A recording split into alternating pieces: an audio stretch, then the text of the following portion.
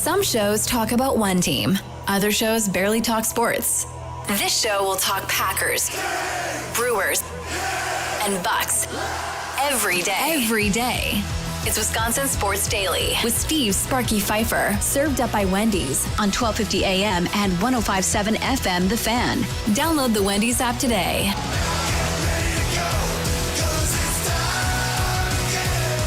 Welcome in. It is that time again. Steve Sparky Fifer with you here on a Tuesday. I hope all is well in your world. Hope you are having a good Tuesday. And if not, don't worry. Things will get better. Right? We'll be all right. We'll get to the other side of this bad boy. It'll be all right. So lots to get to on today's show. Andrew Wagner joins us every Tuesday from Forbes Sports as we go inside the clubhouse, brought to you by Focus Baseball. They got tryouts going on all month over at Focus Baseball for all kinds of different age groups. Check them out at focusbaseball.com. He normally joins us at 3:20. Today he's going to join us at 2:20. Why is that? Well, because number one, Pat Murphy is talking at 3:30. And then number two, Rhys Hoskins is talking this afternoon as well. So he's going to go a little bit earlier at 2:20. Speaking of Rhys Hoskins, some not so good news on Rhys Hoskins. It sounds like Rhys Hoskins is going to be out to the middle to end of August for the Brewers' first baseman. So we'll talk more about that here in the first segment of the show, about the impact that's going to make on the Brewers, losing Rhys Hoskins now. Again, it sounds like to the middle to the end of August, which is a long time. That's a month plus. To be without your starting first baseman. So Andrew Wagner will join us at 2:20. Green and Gold update. Normally we do at 4 o'clock, brought to you by Potawatomi Sportsbook. We're going to move that up today to 3 o'clock. And some interesting numbers and so forth sent out there by Brett Coleman, who we've had on the show before. And he questions really how good this Packers defense really was last year based on some numbers. So we'll dive into that at 3 o'clock.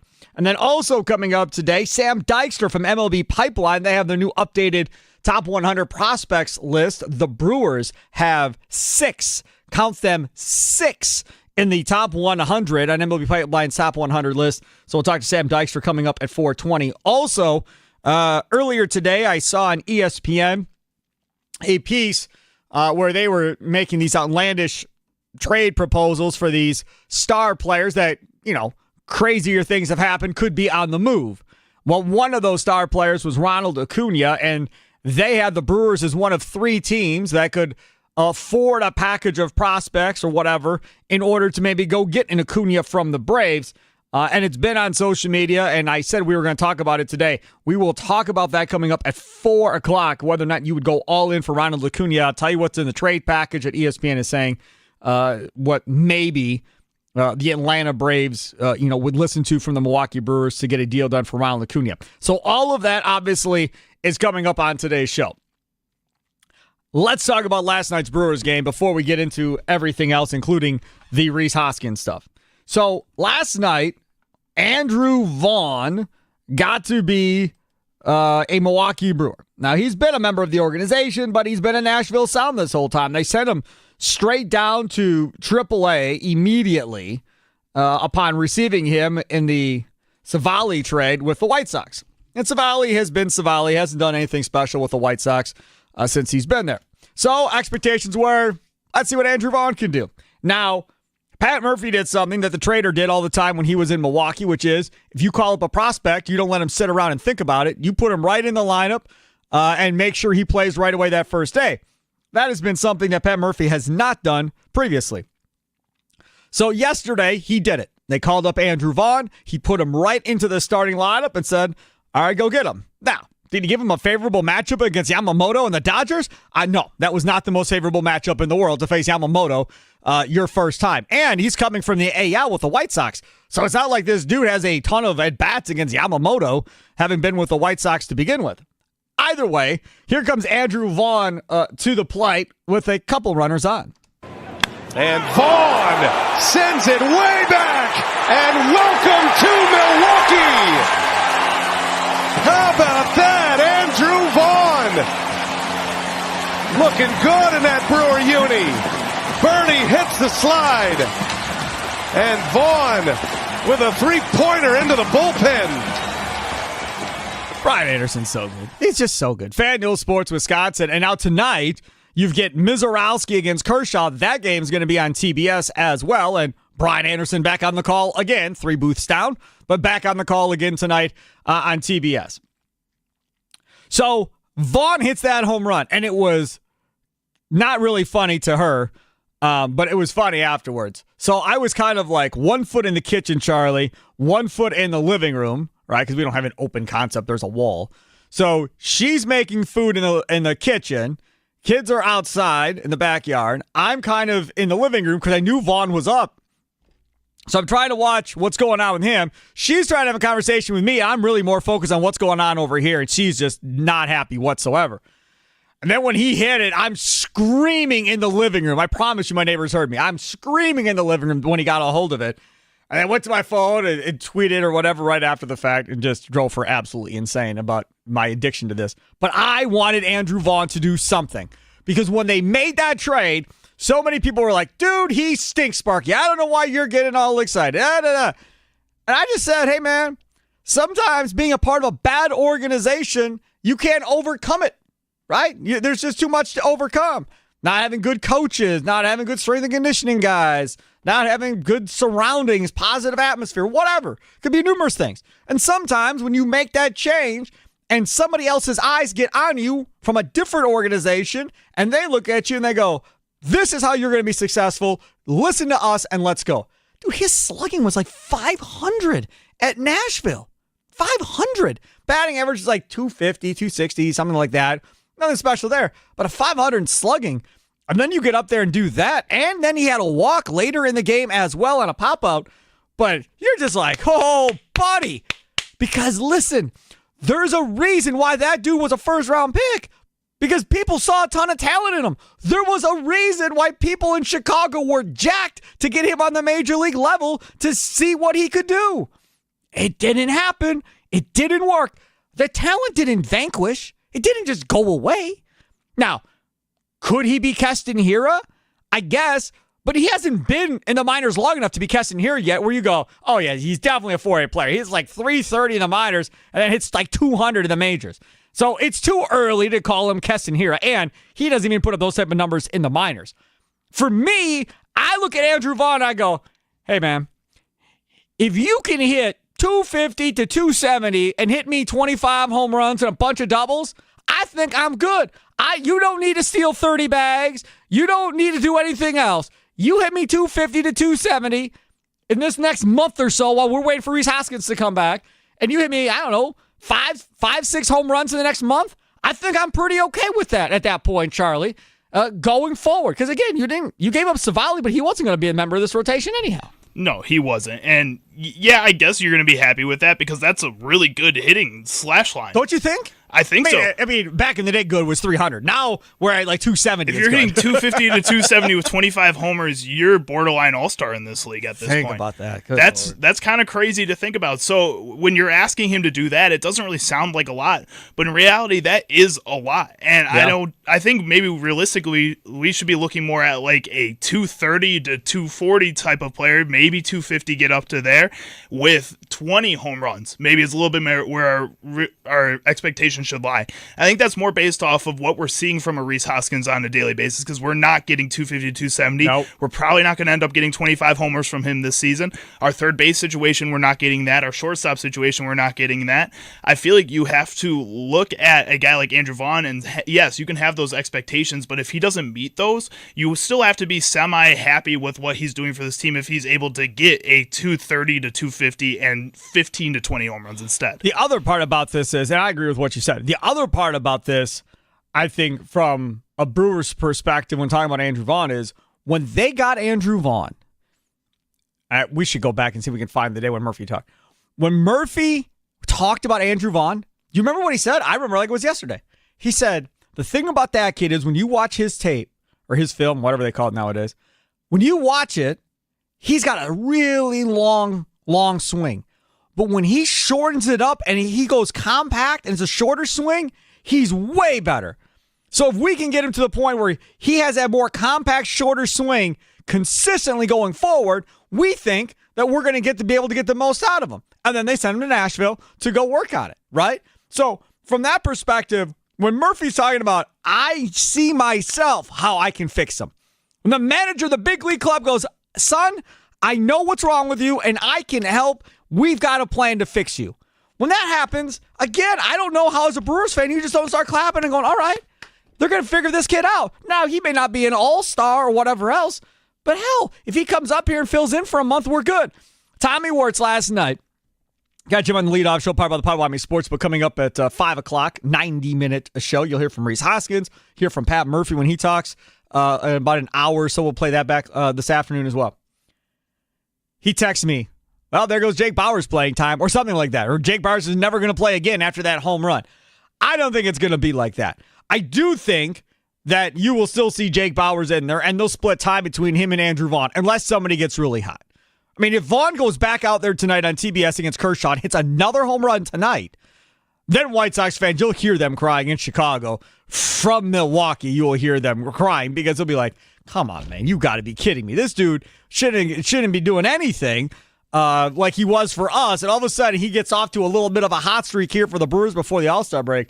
It'd be pretty cool. But if Vaughn goes out there, goes 0 for 4 strikeouts, and then we're back to Jake Bauers again tomorrow afternoon, in that situation, then all the fuss comes dying down and all this hubbub we're making about Andrew Vaughn kind of goes away after today. But this coincides with the news just came out that Rhys Hoskins gone till middle to late August on the IL. Trade deadline is supposed to be about getting another power bat.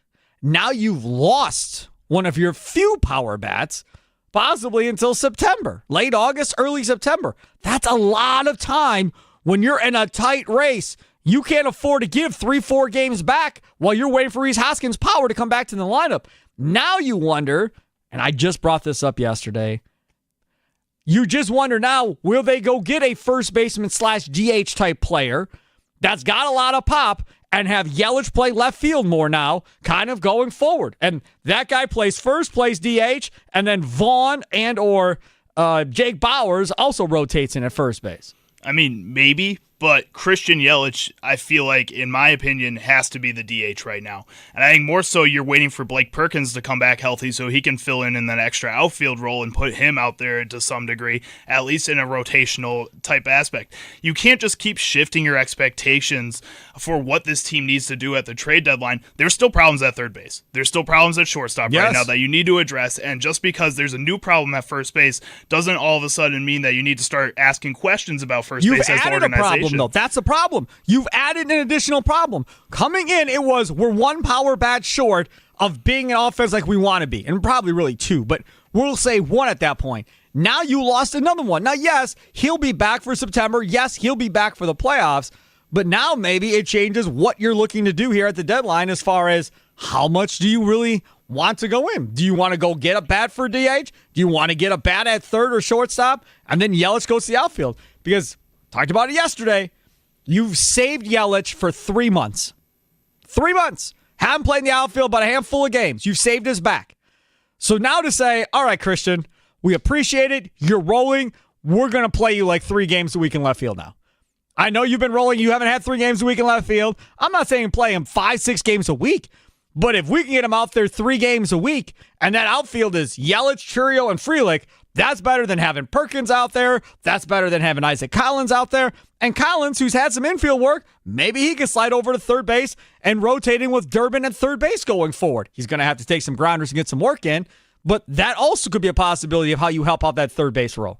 Maybe. I also feel like that's just putting a Band-Aid on a leak on a dam in a water facility, man. Hey, man, I'm trying to get to the end of the season, get to the playoffs. I ain't trying to fix this team for 10 years. I'm just trying to get us to the playoffs and give us a chance. That's all I'm trying to do. Then I think you can just leave Caleb Durbin where you're at right now, because right now, as this team is playing, they're at that point where they're going to be in the playoffs with or without a Rhys Hoskins. They're playing that well at this moment. I don't know. Overall. And it's with guys not playing up to that tier. I think right now, if you want to make some kind of push in the playoffs this season, which I feel like they can, again, they're not playing at 100%, and they're still a pretty good baseball team at this point. Yeah. You make a bigger splash than just moving an Isaac Collins to third base. You make a real change to this roster.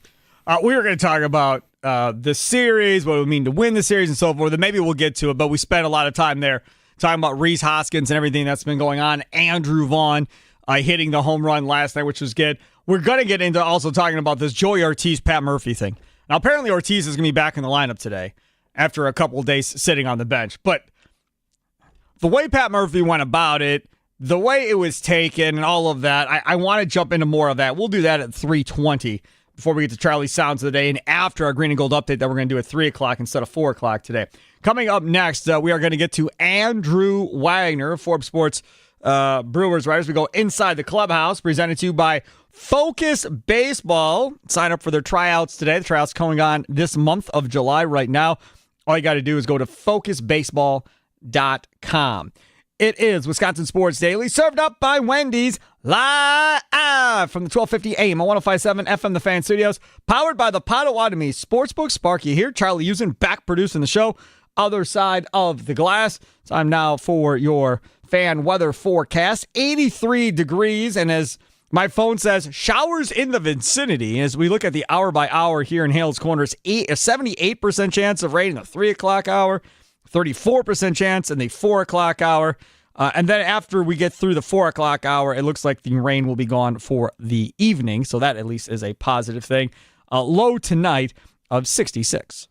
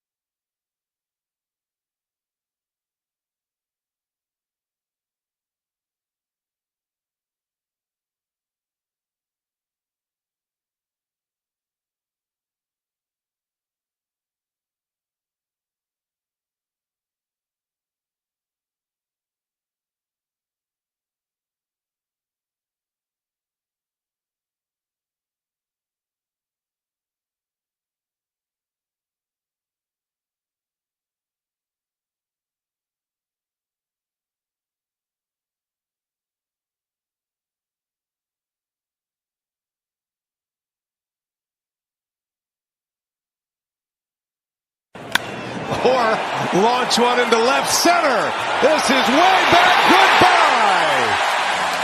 There's your answer. Christian Yelich, opposite field blast, his 18th. And now Dave Roberts can use a position player. 9-0 Brewers. That's the thing about baseball. You can't ask. Christian Yelich is just so good. Literally last night. Now, let's just rewind for a quick second here before we get to Drew Wagner of Forbes Sports. Go inside the clubhouse.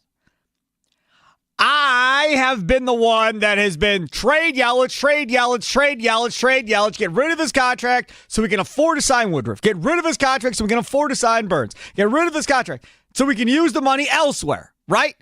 Then last year, for the first time, I was like, oh, he kind of looks like Christian Yelich. Okay. And then out he went with an injury with his back. Yeah, here we go again. See, got my hopes up. I got crushed. When he hit that home run last night, everybody on Twitter is going nuts. I put on Twitter something along the lines of, please let Christian Yelich stay healthy. Please. That was it. And it blew up, right? It blew up. Everybody liking it and going crazy, whatever else. But that's just what it was.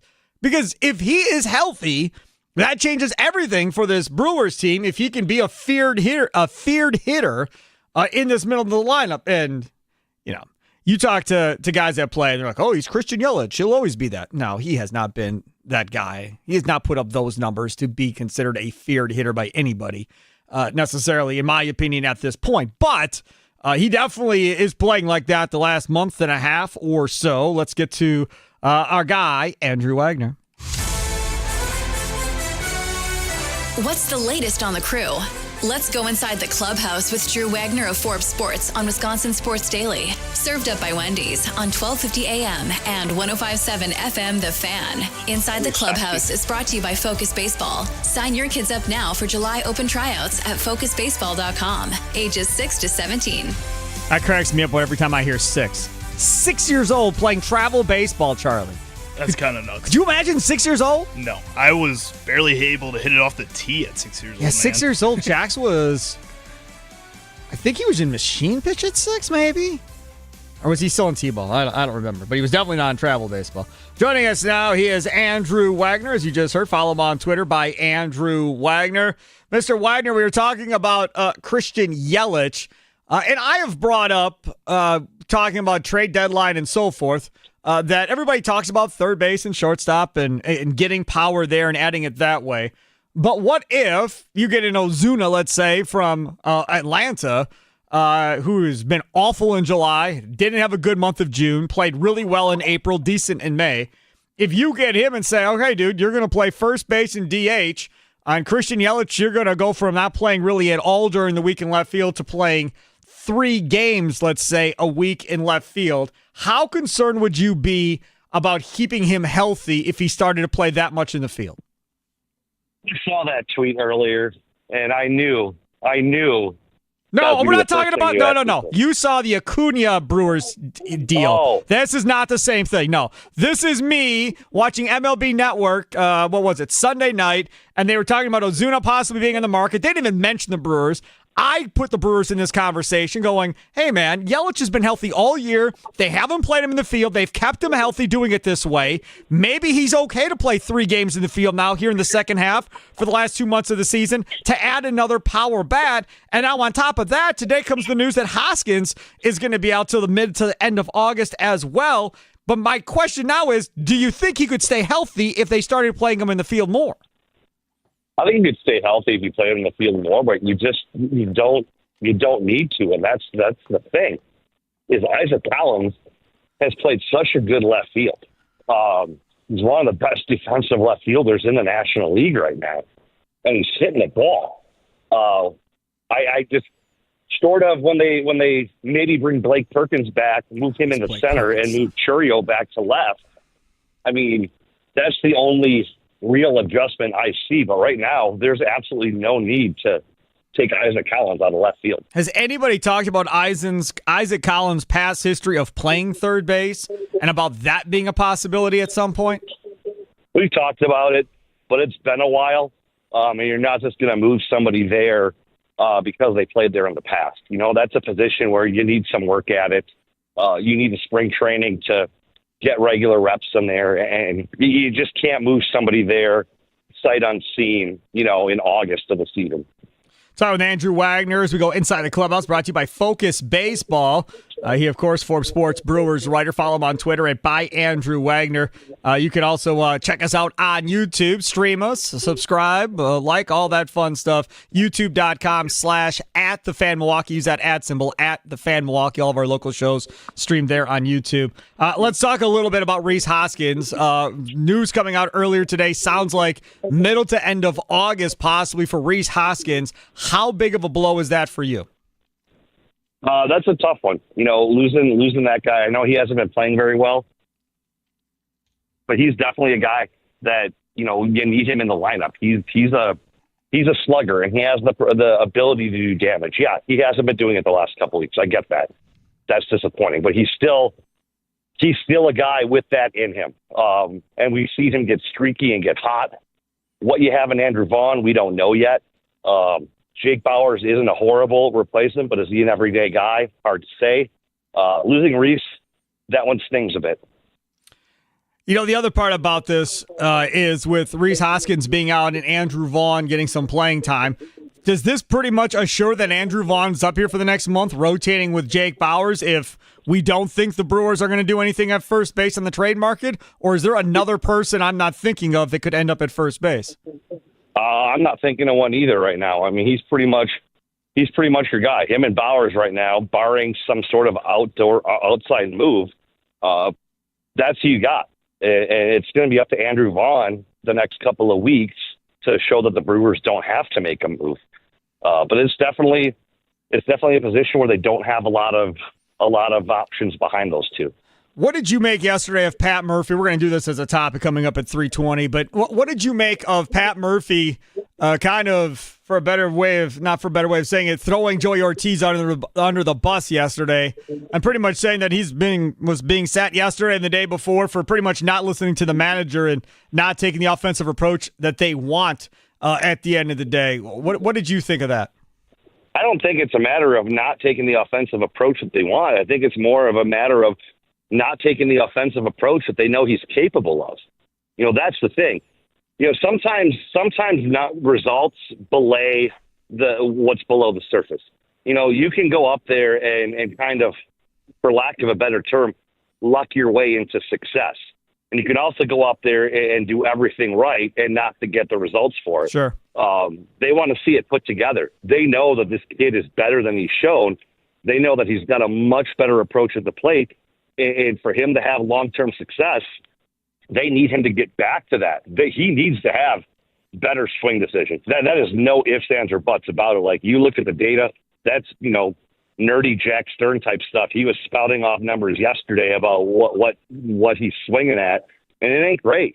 Ortiz has some work to do. Now, he's still a young player, and there's time for that. We saw similar issues with Carlos Gomez early in his time with the Sure. Brewers. That's why the Mets got rid of him. That's why the Twins got rid of him. Sometimes it takes dudes time. Like Gomez, Ortiz managed to stay in the lineup on a regular basis. One, because they didn't have any other options. And two, his defense has been really, really good. They kind of gave him a pass. They gave him a leash. They gave him time to figure it out. And now it's at a point where, okay, we need more out of you. I mean, you look at how many times he's come up with the bases loaded. It's a lot. And he's got very little to show for it, say for the grand slam. You have to be able to produce, and you have to be able to make good decisions. You have to have a good approach when you're the guy in that position. Bottom of the lineup does not mean, okay, no one cares about your hitting. Like, there are situations that are going to call for you to be good in that job. And right now, Joey Ortiz isn't. They've given him a long leash. Now they've had to try, the whole tough love thing.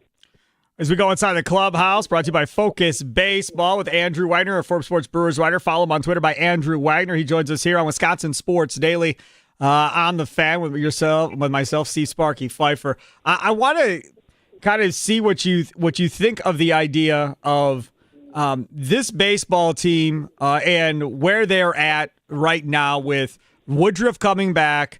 Peralta, being the all-star. Now, obviously, Woodruff not being healthy all season, he's not in the conversation. But this team is, sitting for the last couple of weeks of about 10, 12 games over 500, and they have one all-star to show for it in Freddie Peralta. I saw some people on social media mad that a Terang didn't make it. I saw somebody else bring up Frelick didn't make it. I didn't feel like anybody got snubbed in this deal from a Brewers standpoint. What about you? Neither did I. I mean, I said this on the on deck or the leadoff throw, yesterday. Sorry, I was trying to get my credential out of my bag here in the rain. They've got some good players on the team, but there's no one that's ridiculously stand out, top of his position. I think Sal Frelick has a good argument to be named to the roster as guys drop out. I think Terang has a slightly lesser but good case to get named as somebody else drop out. But when you look up and down that lineup, you look up and down that pitching staff, there's no one that's really stand out and absolutely dominant that you have to say, this guy should absolutely be an all-star. Andrew Wagner, last one for you. Nestor Cortez was supposed to have a rehab start, his second one with the Timber Rattlers tonight. That's now been moved to Thursday, as was announced earlier today by the Timber Rattlers. Is Jacob Mizorowski the odd guy out when Nestor Cortez gets activated? He might be, just because of, and this is something that you brought up too that you're concerned with, it might just be he's the odd man out just so they can manage his workload and manage his innings, no fault of his own, not a knock on him. That's kind of how it goes when you're the youngest guy on the pitching staff, when you have the options, all that stuff. It wouldn't shock me at all. I know it wouldn't be a popular move, but again, they're looking at the long term of this thing, both in terms of later this year and in the future. I mean, this is a guy that they're going to build their rotation around for years to come. Do you really want to push him that far over the limit the first time through and run the risk? Because whether you want to agree with it or not, the risk goes up, especially with young dudes that throw as hard as he does. This is the injury territory. So it wouldn't shock me at all if he's the odd guy out. Speaking of Mizorowski, he gets a start tonight against Clayton Kershaw. He's in on the Legends vote or whatever the heck it is, old guy vote. Kershaw gets to be in the All-Star game. Mizorowski, for the first time at the big league level, coming off of a rough outing. And it's not a great team to have to rebound against, being, one of the two best teams in baseball, the LA Dodgers. Now, they've lost 4 straight, sure. But this is, I think, is a big deal for Mizorowski to kind of come back, rebound, and look closer to what he did the first couple of outings versus how he did the last outing. Yeah, I agree. In fact, the story that I'm writing tonight is this is probably the most telling start of his young, short career so far. Yep. We've seen him come out and just be absolutely untouchable. We haven't seen him struggle. We haven't seen him get into that many jams. We haven't seen him get roughed around. And when you don't do that, you can't see how the kid bounces back. And bouncing back is the biggest part about being a big leaguer, adjusting, like I always say with Jackson Churio. All right, what did these guys do? What did the Mets do against you? What do you have to adjust now that you're going up against an even better lineup? How do you bounce back? And this, to me, is going to be the most telling start for Jacob Mizorowski. How do you respond? That's what you want to see. It's pretty funny. I saw Mike Clemens tweet video of Brewers doing extra infield work before the game yesterday. Murphy's reasoning was this last week, these guys' heads tend to wander going into the All-Star break. And then you see the Dodgers and Mookie Betts, that should have been a normal throw, bounce a ball past Freddie Freeman at first base. And you just kind of chuckle at me like, yeah, Murphy was concerned about this happening for the Brewers and put some extra work into it. Again, just another feather in the cap of Pat Murphy. Yeah, I love when football people roll in and think that they're discovering something that's never been done before. Like, it's great. Not realizing that this is something that happens every day. Like, extra infield work is not that uncommon. PFP is not that uncommon during the regular season. It doesn't happen every day, but I would say once during a homestand, you will come out there and we'll see pitchers doing PFP. We'll see guys taking. Hold on. Stop. So people listening right now may not know what PFP means. Pitcher's fielding position. And that is something when you defensive drills for pitchers, which is like the most ho-hum thing early in spring training, and everyone kind of gets all, this is so boring, but it's an important aspect of the game. And you think of it only as a spring training drill on a backfield in Maryvale in February, but they go through extra work fairly regularly throughout the season because, yeah, you're playing every day, but you still have to refine skills, and you can't always do that in the game. you've been there for a while. Obviously, you were there. You were there through Ned, right? Yeah. So you were there through Ned. You were there through Davey Lopes. Oh my God. Okay, so Davey Lopes, Jerry Royster for a minute. Then you had Ned. You had Renicky. You had Council. Renicky, who, by the way, is here for this series. Who is? Ron Renicky, special assistant with the Dodgers. So he's in town. Looking forward to catching up with him. My absolute favorite manager that I have covered in baseball. Should do a story with him. That'd be really good, especially with all these guys coming back for this alumni home run derby and everything else. My question on this is the extra work that Murphy does with these guys. Is it more or less the same than some of the previous managers you've covered? I think maybe a little bit more, just because of the fact that there are so many younger, inexperienced guys. Consul's teams did it, but there were a lot more vets, I think, with that squad. So that was a little bit tougher. I mean, you had guys like Lowe, you had guys like Braun, you had guys like Moustakas. They'd been around a while. I think early in Ned's time, because they had so many young dudes, there was probably a little bit more of it too. But by and large, this is the youngest, most inexperienced group, these last 2 years of the Brewers have had during this kind of resurgence of the last 20 years. So there's probably a little bit more of it. There is Andrew Wagner as we go inside the clubhouse, brought to you by Focus Baseball. He, of course, writes for Forbes Sports, covering the Milwaukee Brewers. Follow him on Twitter at @ByAndrewWagner. Thank you so much, my friend. Talk to you later. Take care. There he is, Andrew Wagner, joining us here on the guest hotline, powered by Gruber Law. One call, that's all. Coming up next, we're going to switch gears. We are going to go to the Milwaukee Bucks. There has been a report out there about possible interest from the Milwaukee Bucks in yet another basketball player, not named Chris Paul, but it does make sense that this guy's name would come up. Does it make me feel all warm and fuzzy, the thought of getting him? Not exactly, but it would make sense. We'll tell you who that is and whether or not you think they're that much better off the Bucks if they were to go make a deal for said player. That's coming up next. Don't forget, Potawatomi Sportsbook, great place to go. Make a couple of wagers, whether it be on the game coming up tonight. Maybe it's to go watch the game and make a wager on the game coming up tonight. See Miz pitch yet again. If you can't get tickets to American Family Field, go down to Potawatomi Sportsbook, hang out there. 6,500 square feet, 2,000 square foot center screen, over 30 sporting events at one time they can show. I would imagine they probably got Summer League basketball on down there as well. You can watch Summer League basketball. I know what I'm gonna get on this. Hey, Charlie, do you like watching Summer League basketball? I like looking at the stats afterwards, Sparky. See? I saw somebody had 10 fouls yesterday. That's pretty cool. I knew that was the answer I was going to get, but I figured I'd ask it anyhow. All right, so go down there, watch all the different sports you want, whether it be tennis. Jack Pembroke and I were talking about Wimbledon yesterday. That was one of his sounds of the day. See? Yeah. Branching out a little bit. Oh, we were branching out a lot in sounds of the day yesterday. A lot, let me tell you. We had Savannah Banana sound. We had Wimbledon sound. And what was the other one that we had? We had a third one. I don't remember the third one. I'm going to make you angry today, so welcome back to reality, baby. Yeah, I'm glad to have you back, even if you make me angry.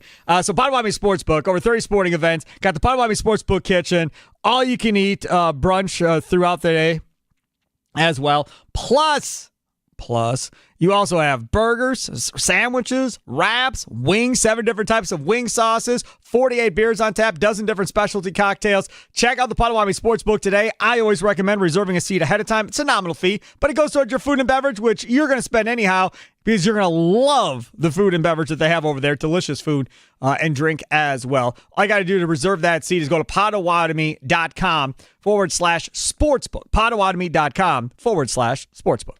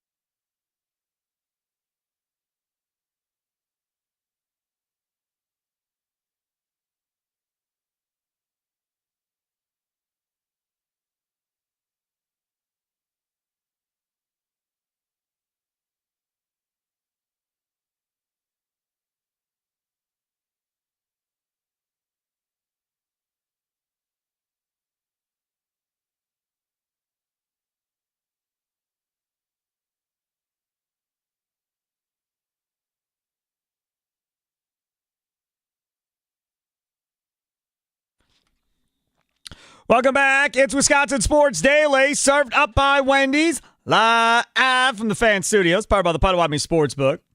Again, thanks to Andrew Wagner from Forbes Sports. He joins us every Tuesday and Friday on this show, and then he'll join Tommy Wirtz on every leadoff show, powered by the Potawatomi Sportsbook. You'll hear from him. You'll hear from Pat Murphy talking before today's game. He talks at like 3:30 or so, something like that. That's why we had to move Andrew Wagner.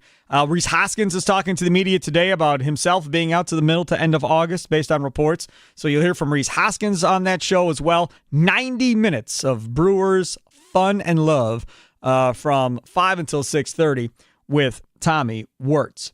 All right, let's switch gears. I want to talk a little bit about the Milwaukee Bucks. So there was a report earlier today. Now, again, as I've said before, you can go through and you can figure out who you want to believe and who you don't want to believe, and you can take it from there yourself. Now, we were talking about this idiot earlier today. What's that idiot's name on Twitter that everybody falls for? Sean Wright, I believe. believe. Okay, so listen up, you fools. Sean Wright, if you follow him on Twitter, block him, unfollow him, ignore him. It's all crap. It's all crap. Don't listen to or believe anything that comes out of that account. There was some nonsense about, the Bucks can make deals, but they refuse to give up. AJ Green was the latest nonsense. Don't. I'm watching Bucks fans reacting to this and whole conversations occurring based off of this one report. And then I'm watching Bucks fans. Yeah, AJ Green should be untouchable. He's going to be really, really good. I'm like, oh my goodness. The sarcasm, whatever you want to call it, over the top. First of all, no trade is being stopped if somebody wants AJ Green. I promise you. If the Bucks want somebody and somebody asks for AJ Green, see you later. Have fun. Good luck to you. We're going to go get who we want, right? Because whoever you're getting better be better than AJ Green. Otherwise, why are you making the deal to begin with? Right? So, again, just PSA for all y'all on Twitter, social media. You see that Sean Wright dude, ignore, block, unfollow. It's fake. Don't pay any attention to it. Now, having said that, there are other guys that are on Twitter that also are claiming to be insiders and so forth. So, for instance, Evan Sidrey, right? That's another guy that seemingly has come out of nowhere and has built up a base of people on social media that follow him that consistently is putting stuff out. Another guy that's out there is Jake Weinbach. Now, I'm telling you right now, Sidrey, don't know. I know one thing. He's definitely a lot closer to what the other guy or everybody else is saying, more so than that fake account, right? I think Sidrey regurgitates a lot of what everybody else says, and he'll give credit to others and so forth. Fine. So I don't get as bent out of shape when I see stuff from him. Jake Weinbach, on the other hand, I don't know his deal either. Now, this says NBA analyst and writer covering the league since 2019, formerly of Fansided, featured on ESPN Radio, NBC Sports, and SI Now. So clearly he has got somewhat of a resume to what he has done, according to at least his byline. Not that I went and double-checked all of his references. He has 14,500 followers. With that being said, I'm going to tell you what this dude tweeted out earlier today. If the Raptors are motivated to trade RJ Barrett this offseason, keep an eye on Milwaukee as a potential landing spot. While there's been murmurs of Toronto shopping Barrett over the last month or so, the Bucks would value more athleticism, versatility, and burst on the wing. Now, the first thing that I wanted to do when I saw this from RJ Barrett was, how long does he have left on his contract? And the answer to that is 2 years. And the second year is at $29 million. This year, I want to say, is at $27 million. So it's a good amount of money, which means Kuzma would obviously have to be one of the guys that would have to be included in the deal, and whatever else you want to put together with this in order to get to that point if you wanted to go get RJ Barrett. The other thing was, let's go look at RJ Barrett's numbers here from the last couple of years and see what it looks like. And it looks like the last couple of years, he's been averaging 20, 21 points. Now, he wasn't doing that necessarily in New York. He was more 17, 18, somewhere in that vicinity. RJ Barrett, remember, was a guy that came out in the same draft as Zion Williamson. And everybody said Zion Williamson, Zion Williamson, Zion Williamson. And I remember being on the Wendy's Big Show with Gary Ellerson and Leroy Butler. And I was like, I'm telling y'all, RJ Barrett, you watch. He'll be a better pro than Zion Williamson before this whole thing is said and done. Because I just didn't trust Zion Williamson staying healthy or anything else of the matter based on what I saw in college. In a limited time. And RJ Barrett is not some superstar player or anything like that. Nor is Zion Williamson, because he can't stay on the floor and stay healthy, and he's been a complete disaster for the Pelicans. RJ Barrett, though, is consistently there, and he's playing. He's giving you minutes. He's giving you some defense. He's kind of giving you all of that. Now, I don't know where Ty Windish came up with his tweet of the Eurostep podcast, but Ty Windish also had something on RJ Barrett that he tweeted out earlier, too. Ty Windish, this was from yesterday. If the Kings want to move Monk, I love Monk, by the way. I'd love to see him in Milwaukee. They're not going to do it, but if the Kings want to move Monk, and allegedly the Kings may be like Kuzma, and the Raptors are too expensive and want to move RJ Barrett, the Bucks could use a small forward-sized player between their guards and front court. This framework has potential. And he essentially makes it a 3-player deal that they would have to build around. Barrett to the Bucks, Kuzma to the Kings, and Malik Monk to the Raptors. I have no idea why anybody would be interested in Kyle Kuzma. I don't know. So I'm not telling you that this is a good chance of this happening. But you know what? There's always somebody that likes somebody, right? I guarantee you somebody looks at Kyle Kuzma and goes, I know how I can fix him. Watch. It's like the Brewers with Andrew Vaughn. We can fix him. We'll take him. We'll give you a starting pitcher for him. We have that much faith that we'll fix him. We'll give you a starting pitcher for this dude. And then they send him right to AAA to try and fix him. And he comes up and boom, hits a home run.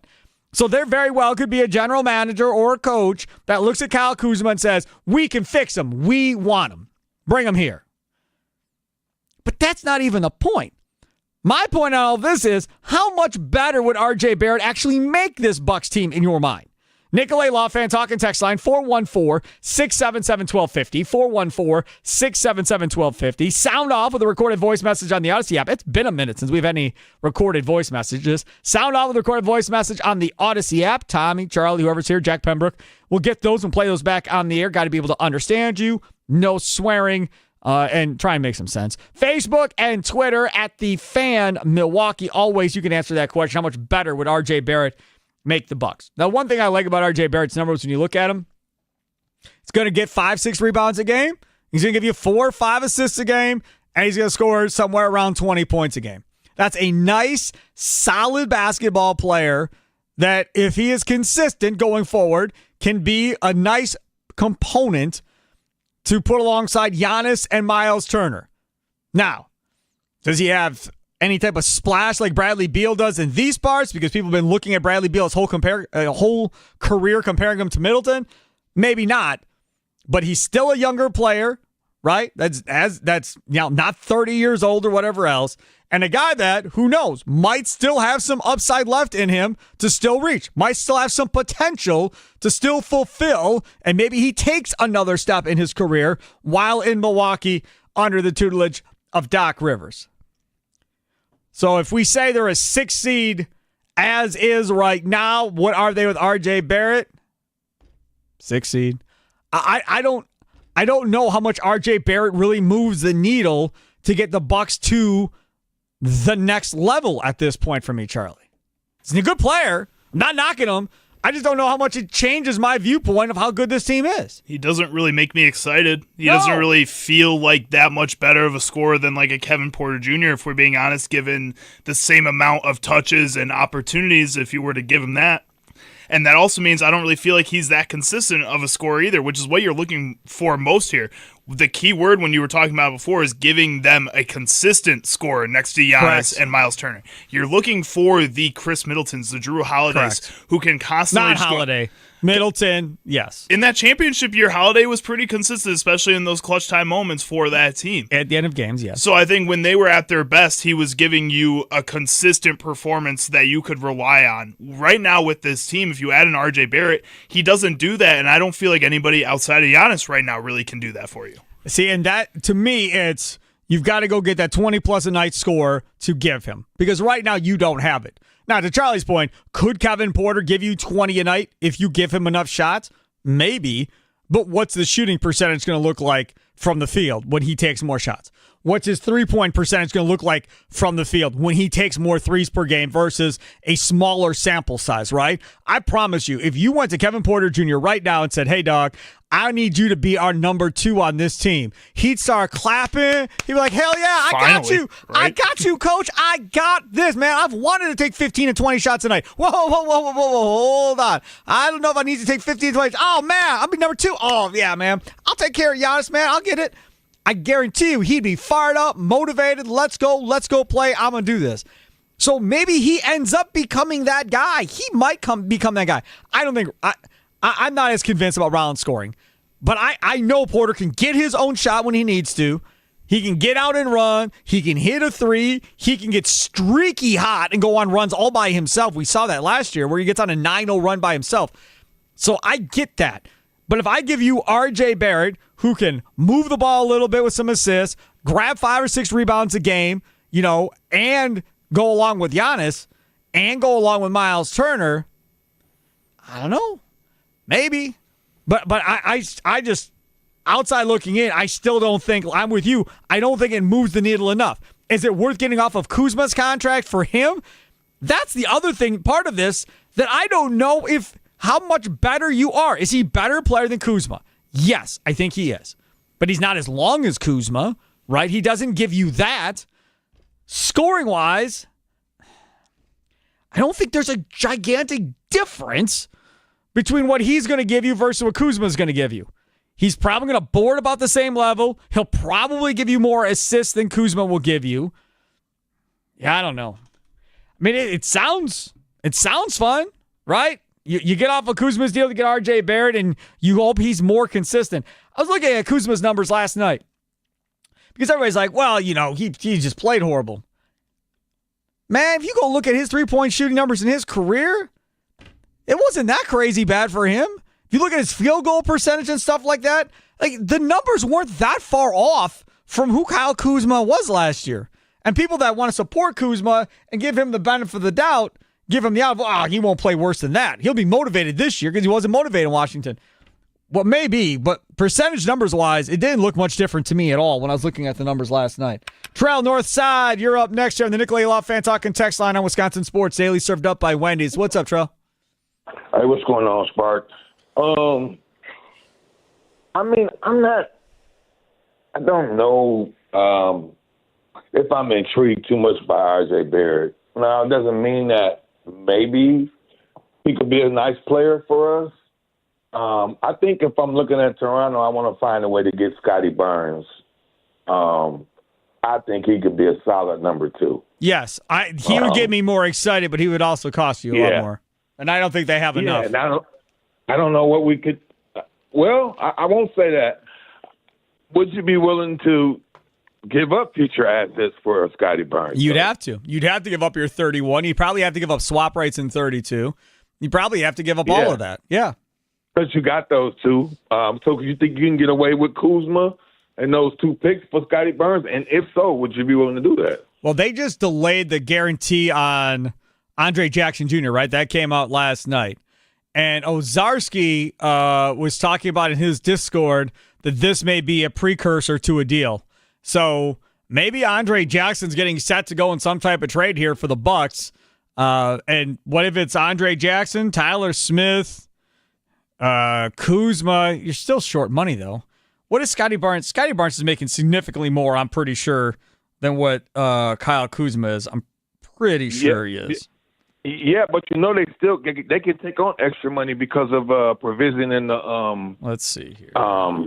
In a provision in one of those deals, they can take on a little bit more money in the trade. The Bucks can. Let's see here. Scotty Barnes' average salary is about $44 million per year. Yeah, so 5-year, $224 million. It's a brand new deal. There's no way they're trading him on a brand new deal because if you look at his cap numbers, 38.6 this year, 41.7 in 26, 44.8 in 27, 47.9 in 28, 51 million in 29, and then a free agent in 30. Bucks don't have enough. They don't have enough to get him.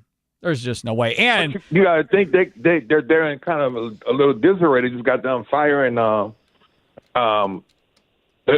president. Yeah. What's his name? So I don't know if they're going to be trying to cut salary and go young, and maybe those 2 picks or a pick and a pick swap would be a lot more intriguing. I don't know. I don't know. I just don't know if RJ Barrett moves the needle enough for me. I agree. That's what I'm saying. I'm with you. Thanks for the call. Scotty Barnes would move the needle for me. He moved the needle for Charlie, too. But you got all that dead money with Damian Lillard as well that you got to carry around. I don't know if they can afford a guy making that much money now based on how the salaries are set up. I don't think they can. I think they're stuck. It's got to be somebody closer to Kuzma's salary that you get back in this deal in order to make everything work. Kyle Kuzma is now, besides Bobby Portis, the only big contract you have on the books because Damian Lillard's gone. Right. Pat Connaughton's gone. You're getting rid of all these players. You don't really have all that money tied up in all these role players that people want to move at this point, besides the ones that you just signed that obviously are part of this plan. So what would be the plan for you guys if you did want to move on from that? Let us know what you think on social media as well, Facebook and Twitter at The Fan Milwaukee. How much better would RJ Barrett make the Bucks in your opinion? I just don't think it moves the needle much, if we're being honest. It just doesn't. What does move the needle for me is US Cellular, baby, and US Days are back again this year. Now, what are US Days? US Days means those of you and me who are current subscribers to US Cellular, like I've been for over a decade, we get all the cool stuff. We get all the fun stuff that everybody else doesn't get to be a part of. If you're not a part of US Cellular, it's not too late. You can still go sign up to be a member of US Cellular now. Switch all your cell phone plans over. Come part of the family. This includes big discounts on new phones and tablets as part of US Days, plus other giveaways and events like parking lot parties. Man, some of these parking lot parties got DJs, got bad games going on, got food trucks going on. Find out where the nearest US party is nearest you right now at uscellularparty.com. Again, uscellularparty.com. This is going all the way up to July 16th. If you can't make one of their parties, all you got to do is visit a store, check out their website, check out the best upgrade offers of the season. Again, go to uscellularparty.com. I've been with these dudes and women, not just dudes and women, for over 10 years. Whole family is with US Cellular. Love them so much. Up next, Green and Gold Update brought to you by the Potawatomi Sportsbook. And our guy Brett Coleman, who we've had on the show before, stirred the pot and got some Packer fans mad. We'll talk about why coming up next here on Wisconsin Sports Daily, served up by Wendy's, live from the 1250 AM at 105.7 FM, The Fan Studios, powered by the Potawatomi Sportsbook.